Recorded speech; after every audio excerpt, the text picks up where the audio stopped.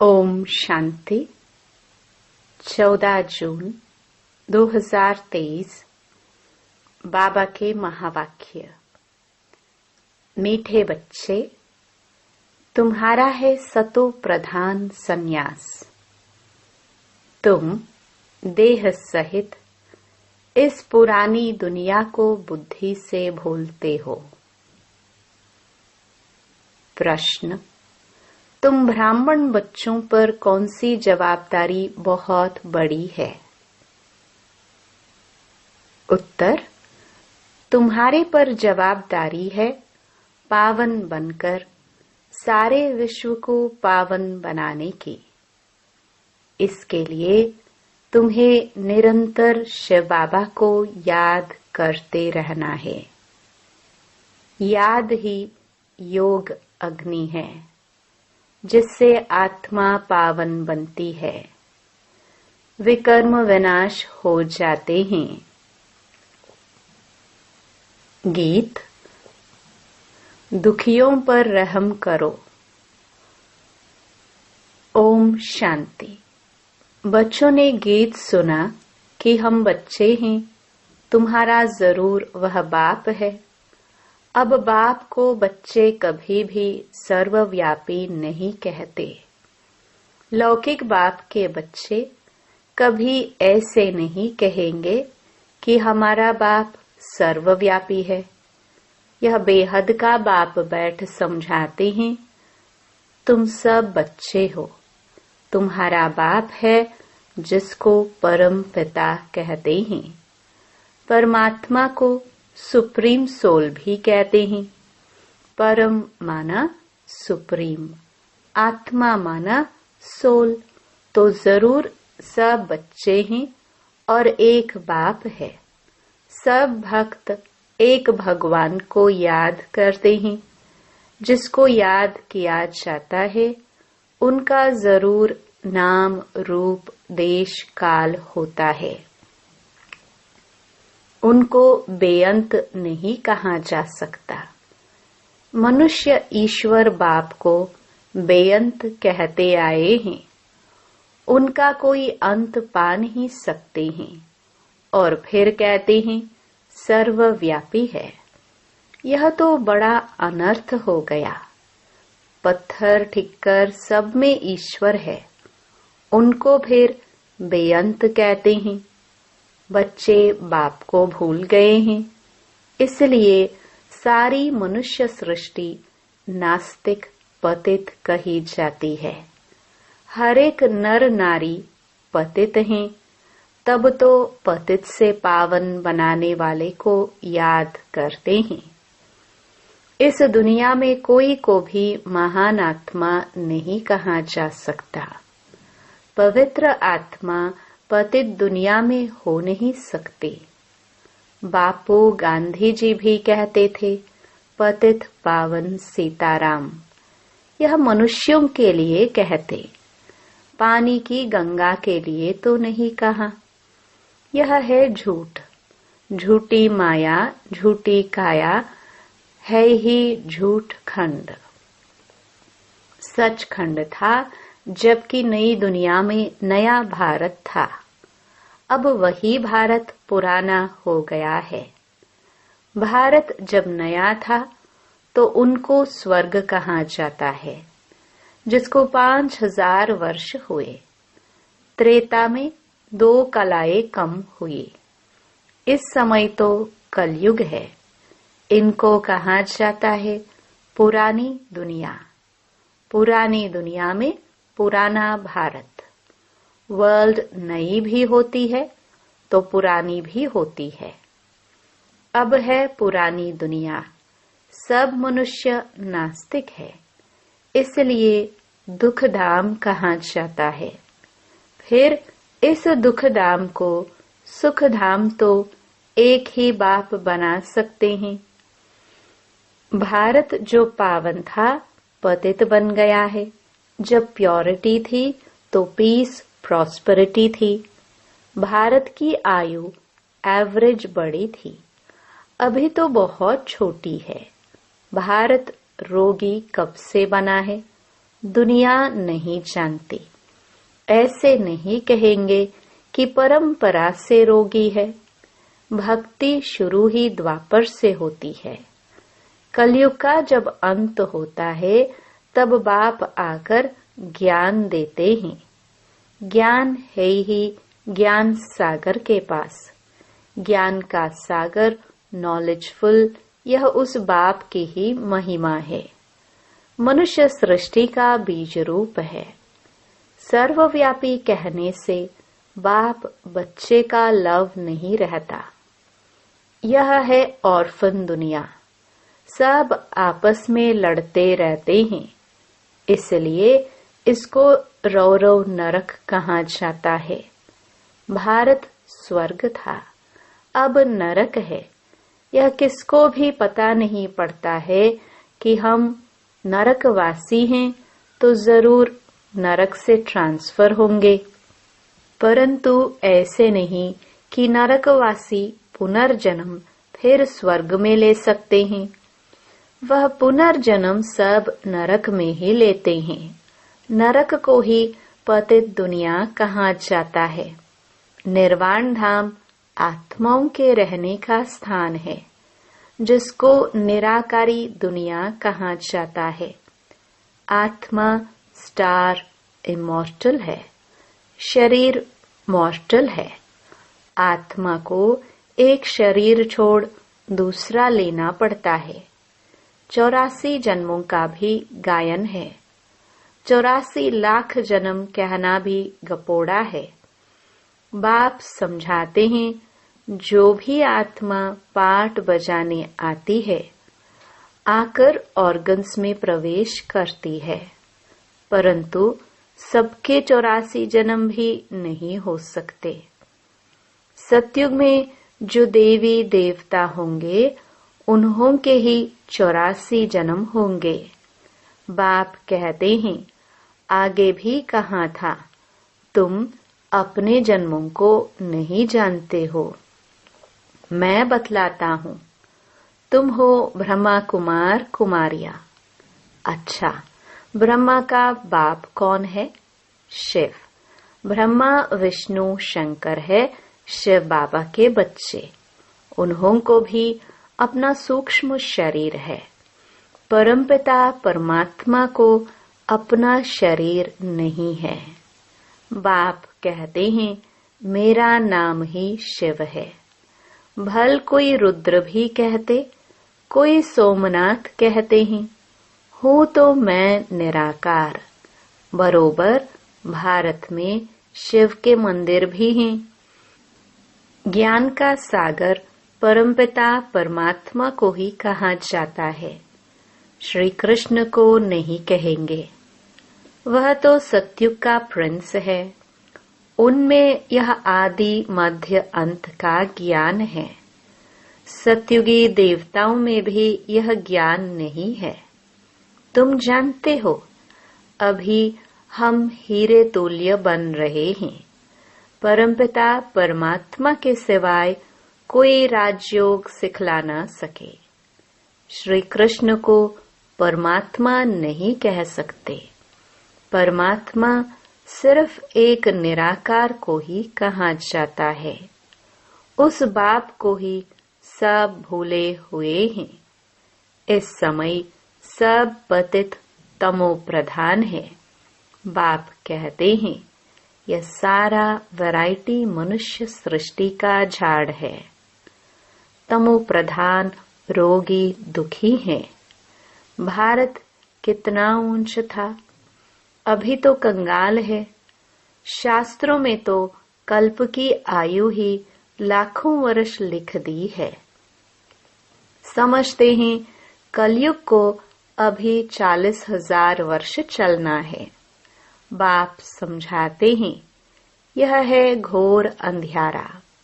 अब ज्ञान सूर्य प्रगटा, अज्ञान अंधेर विनाश। बाप है ज्ञान सूर्य, वह आकर अज्ञान घोर अंधियारे को मिटाते हैं। अभी है ब्रह्मा की रात। सतयुग त्रेता को ब्रह्मा का दिन कहा जाता है।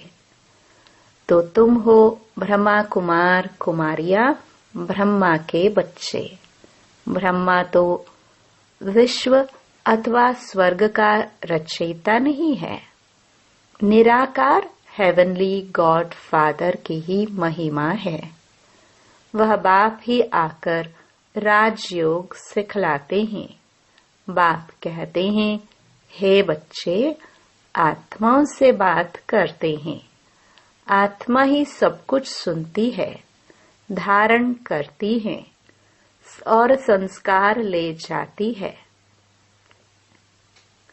जैसे बाबा ने समझाया है, लड़ाई के मैदान में मरते हैं तो संस्कारों अनुसार जन्म ले, फिर लड़ाई में चले जाएंगे। इस समय सबकी आत्माएं तमो प्रधान हैं। सब एक दो को दुख देते रहते हैं। सबसे बड़ा दुख कौन देते हैं? जो तुम्हें परमात्मा से बेमुख करते हैं। इसलिए शिव बाबा कहते हैं, बच्चे, तुम उन सबको छोड़ो। गॉड इज वन कहा जाता है। तुम सब ब्राइड्स हो। मैं हूँ तुम्हारा ब्राइड ग्रूम। हे सजनिया, तुम बिल्कुल लायक नहीं हो स्वर्ग में चलने के लिए। माया ने तुमको बिल्कुल नालायक बना दिया है।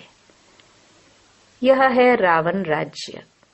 सतयुग में है राम राज्य।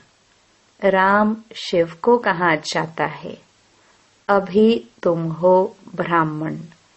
परमपिता परमात्मा जो स्वर्ग की स्थापना करते हैं, उनसे तुम वर्षा ले रहे हो। भारतवासियों को स्वर्ग का वर्षा मिल रहा है। कलश माताओं पर रखा है। माता गुरु बिगर किसका कल्याण नहीं होता। जिसके लिए गाते हैं, त्वमेव मातश्च पिता। उनको फिर सर्वव्यापी कहना कितनी बड़ी भूल है। मात पिता को फिर बेअंत कह देते हैं। गाते भी हैं, तुम मात पिता हम बालक तेरे। तुम्हारी कृपा से सुख घनेरे। फिर बाप पर दोष कैसे रखते हो? बाप तो आकर पतित से पावन बनाते हैं। पतित रावण बनाते हैं। अभी रावण राज्य खत्म हो, राम राज्य फिर शुरू हो जाएगा। इस चक्र को अच्छी रीति समझना है। बेहद की हिस्ट्री ज्योग्राफी बेहद का बाप ही सुनाएंगे। यह है रुद्र ज्ञान यज्ञ। श्री कृष्ण का यज्ञ नहीं है। वही गीता का राजयोग है, परंतु श्री कृष्ण कोई ज्ञान नहीं देते हैं। यह है रुद्र शिव भगवान वच। रुद्र ज्ञान यज्ञ से ही विनाश ज्वाला प्रकट हुई है। अब तुम बच्चे आए हो मात पिता से स्वर्ग का वर्षा लेने। यह कोई अंधश्रद्धा नहीं है। यूनिवर्सिटी व कॉलेज में कोई अंधश्रद्धा होती नहीं। यहाँ पर अंधश्रद्धा की बात नहीं। तुम बाप से बेहद का वर्षा लेने मनुष्य से देवता बनने आए हो। यह गॉड फादरली यूनिवर्सिटी है। बाप समझाते हैं, यह भारत दैवी राजस्थान था। हीरे जौहरों के महल बनते थे। भक्ति मार्ग में भी सोमनाथ का मंदिर कितना बड़ा बनाया है। उनसे पहले क्या होगा? अभी तो भारत कंगाल है। फिर सरताज बनाना बाप का ही काम है। अभी तुम बच्चे जानते हो, हम मात पिता के सम्मुख बैठे हैं और 21 जन्मों का सुख पा रहे हैं। बाप कहते हैं, हे आत्माओं, अब तुम मुझे याद करो, मैं तुम्हारा गाइड और लिबरेटर हूँ। वर्ल्ड की हिस्ट्री, ज्योग्राफी कैसे रिपीट होती है, यह तो बच्चों को समझाया जाता है। इसमें अंधश्रद्धा की तो बात ही नहीं। तुम्हारा है सतो प्रधान बेहद का संन्यास। यह पुरानी दुनिया को बुद्धि से छोड़ते हो, इसलिए बाप कहते हैं सर्वधर्मानी, देह सहित देह के जो भी संबंध हैं सबको भूल अपने को अशरीरी आत्मा समझो। बाप कहते हैं इस देह का भान छोड़ो। मुझ बाप को याद करने से ही तुम्हारे पाप भस्म होंगे। निरंतर मुझे याद करो, और कोई उपाय नहीं, अंत तक याद करना है। माया जीते जगत जीत बनना है। माया पर जीत एक शिव बाबा ही पहना सकते हैं। अच्छा, अब बाप शिव शक्तियों द्वारा भारत पर अविनाशी बृहस्पति की दशा लाते हैं।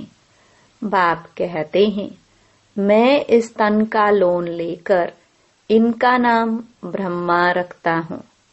तुम ब्रह्मा कुमार कुमारियां वर्षा लेते हो शिव बाबा से। याद भी शिव बाबा को ही करना है। वह कहते हैं मेरा नाम एक ही शिव है। तुम भी आत्मा हो, परंतु तुम शरीर लेते हो, छोड़ते हो, इसलिए जन्म बाय जन्म तुम्हारे नाम बदलते हैं। 84 जन्म लेंगे तो 84 नाम पड़ेंगे। सबके तो 84 जन्म नहीं होंगे। कोई के 80, कोई के 60, कोई के 5-6 जन्म भी हो सकते हैं। मेरा नाम एक ही है, शिव। शिव बाबा को याद करते रहो तो विकर्म विनाश होंगे। योग अग्नि बिगर कोई पावन बन नहीं सकते। तुमने प्रतिज्ञा की है बाबा हम पवित्र बन भारत को पावन बनाए, फिर राज्य करेंगे। शिव बाबा को याद नहीं करते तो गोया अपने को पतित बनाते हैं। इसलिए फिर धर्मराज की बहुत कड़ी सजा खानी पड़ेगी। तुम्हारे पर बड़ी रिस्पॉन्सिबिलिटी है। बाप को याद करते रहना। यह है रूहानी यात्रा। अच्छा, मीठे मीठे सिखिलदे बच्चों प्रति नंबरवार पुरुषार्थ अनुसार माता पिता बाप दादा का याद प्यार और गुड मॉर्निंग। रूहानी बाप की रूहानी बच्चों को नमस्ते। धारणा के लिए मुख्य सार। पहला, निरंतर एक बाप की याद से माया जीत जगत जीत बनना है। पवित्र बनकर भारत को पवित्र बनाना है। दूसरा, बुद्धि से बेहद पुरानी दुनिया का संन्यास करना है। इस देह भान को भूलने का अभ्यास करना है। देही अभिमानी रहना है। वरदान, किसी से किनारा करने के बजाय सर्व का सहारा बनने वाले विश्व कल्याणकारी भव। सारे कल्प में ब्रह्मा बाप और ईश्वरीय परिवार के संबंध संपर्क में आने वाली आप श्रेष्ठ आत्माएं हो। आप किनारा करने वाले नहीं, लेकिन विश्व का सहारा बनने वाली विश्व कल्याणकारी आत्माएं हो। परिवार के अविनाशी प्यार के धागे के बीच से निकल नहीं सकते। इसलिए कभी किसी भी बात में, किसी स्थान से, किसी सेवा से, किसी साथी से किनारा करके अपनी अवस्था अच्छी बनाने का संकल्प नहीं करना। यह आदत डाली तो कहाँ भी टिक नहीं सकेंगे। स्लोगन: कर्म भोग का वर्णन करने के बजाय कर्म योग की स्थिति का वर्णन करो। मातेश्वरी जी के मधुर महावाक्य। ओम शब्द का यथार्थ अर्थ क्या है? जब हम ओम शांति शब्द कहते हैं तो पहले पहले ओम शब्द के अर्थ को पूर्ण रीति से समझना है। अगर कोई से पूछा जाए ओम का अर्थ क्या है, तो वो लोग ओम का अर्थ बहुत ही लंबा चौड़ा सुनाते हैं। ओम का अर्थ ओमकार बड़े चौड़े आवाज से सुनाते हैं। इस ओम पर फिर लंबा चौड़ा शास्त्र बना देते हैं, परंतु वास्तव में ओम का अर्थ कोई लंबा चौड़ा नहीं है। अपने को तो स्वयं परमात्मा ओम का अर्थ बहुत ही सरल और सहज अर्थ से समझाते हैं। वो भी अर्थ परमात्मा से मिलने के लिए ही समझाते हैं। परमात्मा साफ कहते हैं, बच्चे, ओम का अर्थ है मैं आत्मा हूँ। मेरा असली धर्म शांत स्वरूप है। अब इस ओम का अर्थ में उपस्थित रहना है। तो ओम का अर्थ मैं आत्मा परमात्मा की संतान हूँ। मुख्य बात यह हुई कि ओम के अर्थ में सिर्फ टिकना नहीं है, बाकी मुख से बैठ ओम ओम का उच्चारण नहीं करो। बुद्धि में यह निश्चय रखकर चलना है। ओम का जो अर्थ है उस स्वरूप में स्थित रहना है। बाकी वो लोग भल ओम का अर्थ लंबा सुनाते हैं, अगर उसके स्वरूप में स्थित नहीं रहते, परंतु हम तो ओम का स्वरूप बनाते हैं, तब ही उस स्वरूप में स्थित होते हैं। हम यह भी जानते हैं कि परमात्मा बीज रूप है और उस बीज रूप परमात्मा ने इस सारे झाड़ को कैसे रचा हुआ है, उसकी सारी नॉलेज हमें अभी मिल रही है। अच्छा, ओम शांति।